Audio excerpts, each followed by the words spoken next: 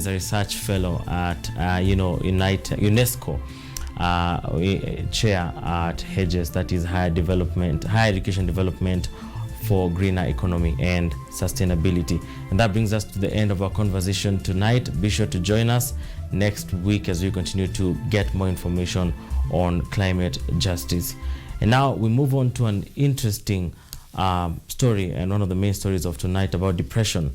And depression is a killer disease often dismissed as normal. With the COVID-19 pandemic affecting many people globally and even in Kenya, the number of cases of depression have risen drastically around the world. According to the World Health Organization, 1 out of 10 people in the country are depressed. John Kamau, a former bus driver, narrates how his journey with depression started when he had an accident in 2014 while at work, an accident that made him lose his right leg and change everything in his life. He tells of how he has recovered, hoping his story will inspire others.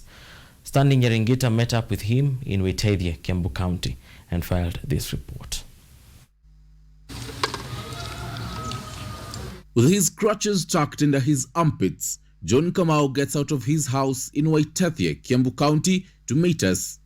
He wears a broad smile as he welcomes us to his humble homestead where he lives with his wife. Walking with the crutches has now been a part of his life since 2014, when he had an accident while working as a bus driver.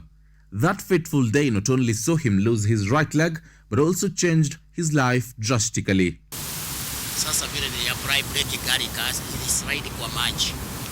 After the sudden turn of events, John Kamau started to lose hope and interest in his life, but as he tells me, he had to stay strong for his family. The 62-year-old was diagnosed with depression in 2016. People need you. According to Dr. Lydia Maingi, genetics and environmental factors are some of the causes of depression.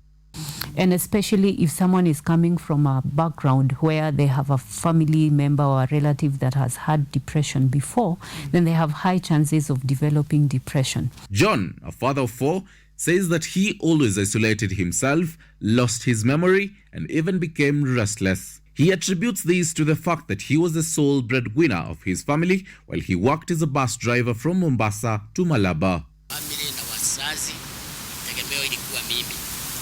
However, his family always stood by his side even as life got tough.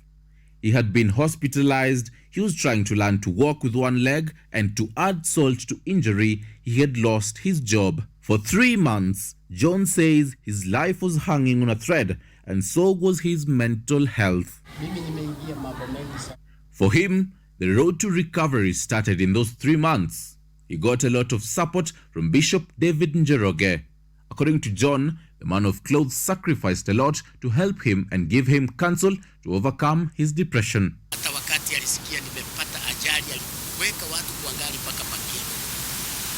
Additionally, he thanks his doctors from Makindu who gave him guidance and helped him recover from depression.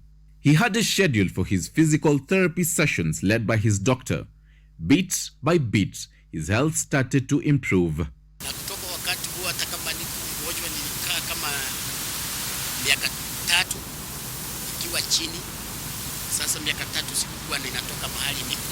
Now, the businessman prides himself in owning an electric shop, although COVID-19 crushed many of his plans. He jokingly calls himself a young soul as he spends most of his time with the young people in Waitavia to give them guidance. Dr. Lydia Maingi urges the community close to someone who is recovering from depression to support him or her on this long journey. Yes, there's treatment, there's recovery. So my encouragement is family members, let's support each other. On his part, John urges the government to do more on mental health, mostly among the youth in the country. He adds that depression has caused many people to indulge in drug and substance abuse.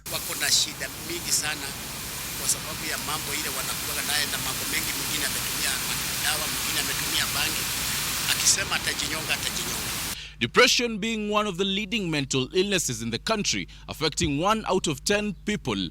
John Kamau is in the school of thought the government should hire more counselors to give a listening ear to the youth.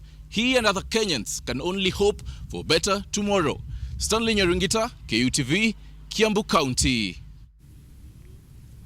Thank you, Stanley Nyaringita, for that story.